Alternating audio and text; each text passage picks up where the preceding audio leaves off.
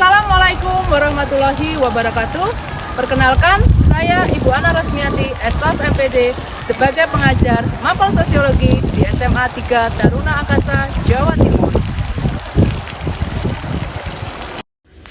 Pernahkah Bapak Ibu guru membayangkan bahwa adanya revolusi pendidikan berupa perubahan besar tidak hanya terjadi di dalam kelas saja, tetapi juga di tangan setiap murid kita?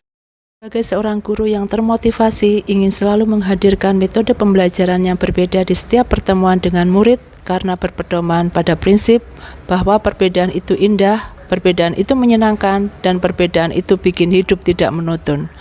Prinsip ini pula lah yang menjadi dasar untuk selalu mendesain perbedaan dalam setiap metode pembelajaran di kelas. Sementara itu, di sisi lain, murid saat ini merupakan generasi digital natif yang tumbuh bersama gawai dan media sosial sehingga mereka terbiasa dengan konten-konten visual yang singkat, cepat, dan menghibur. Mereka menginginkan pengalaman pembelajaran yang interaktif dan relevan dengan keseharian mereka, namun sering kecewa karena suasana pembelajaran di kelas terasa kaku. TikTok menjadi salah satu platform media sosial yang saat ini populer di kalangan murid dengan jutaan pengguna aktif di Indonesia. Tetapi sayangnya popularitas TikTok belum dimanfaatkan secara optimal oleh tujuan edukatif. Karakteristik TikTok yang menyajikan video berdurasi pendek dengan perpaduan visual dan audio yang menarik menjadikannya selaras dengan konsep microlearning, yaitu penyampaian materi secara singkat, terfokus, dan mudah dipahami. Microlearning terbukti efektif meningkatkan pemahaman dan retensi, terutama bagi generasi yang memiliki rentang perhatian pendek. Menjadi guru di era digital menjadi tantangan tersendiri, di mana guru saat ini bukan hanya sekedar menguasai materi pelajaran, namun juga tentang keberanian untuk belajar hal-hal baru yang bahkan mungkin belum pernah dikenal sebelumnya. Salah satu tantangan terbesar yang saya hadapi pada awal proses ini adalah masih rendahnya literasi digital yang saya miliki. Ketika pertama kali memutuskan untuk membuat konten edukasi di TikTok, saya menyadari bahwa kemampuan teknis saya masih sangat terbatas, mulai dari pemanfaatan efek, filter, dan animasi secara tepat, serta masih merasa kesulitan dalam merancang konten yang menarik, interaktif, dan tidak membosankan bagi murid. Memanfaatkan media TikTok sebagai microlearning merupakan langkah yang tepat bagi guru. Karena sudah saatnya guru ada beberapa bisa berbagai praktik pengalaman saya pembelajaran untuk membuat dan mengunggah Hal konten itu terkait menjadi pembelajaran bentuk di kontribusi TikTok, yaitu bagi 1. kemajuan Mampu pendidikan di bereksperimen dan Indonesia. mengembangkan metode mengajar yang kreatif dan inovatif. 2. Membagikan praktik baik di kelas. 3. Sebagai sarana umpan balik dan interaksi dengan murid. 4.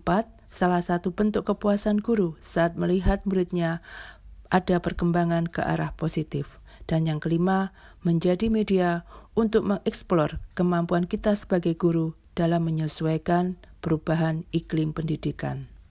Seorang guru bukan hanya sebagai penyampai ilmu, tetapi juga hadir sebagai pembawa cahaya di tengah gelapnya kebingungan murid. Di era digital, sebuah proses belajar tidak harus datang dari papan tulis atau buku teks, tetapi bisa bersinar dari layar gawai yang selama ini seringkali dianggap sebagai hanya hiburan. Dari sini, saya mulai bergerak mengoptimalkan TikTok sebagai media microlearning untuk meningkatkan keterlibatan murid dalam berbagai praktik. Bagi saya, seorang guru, bahwa perubahan dalam dunia pendidikan tidak selalu harus diawali dengan kebijakan besar. Perubahan dapat dimulai dari langkah-langkah sederhana yang bisa dilakukan seorang guru, misal dengan melalui satu video diunggah, dibagikan praktek baiknya pembelajaran bersama murid.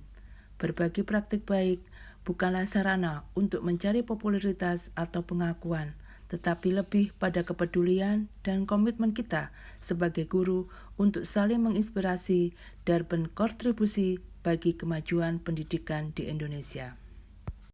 Alhamdulillah, segala kemudahan dalam mengajar adalah amanah yang indah.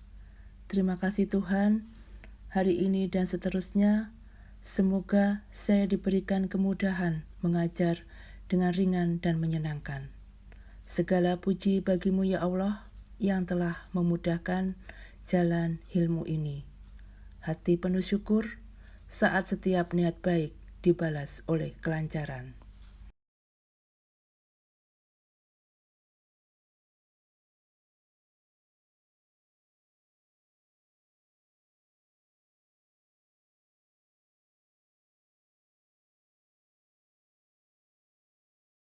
TikTok menjadi salah satu media sebagai penyebar praktek baik yang bisa menginspirasi dan memotivasi seluruh guru di Indonesia.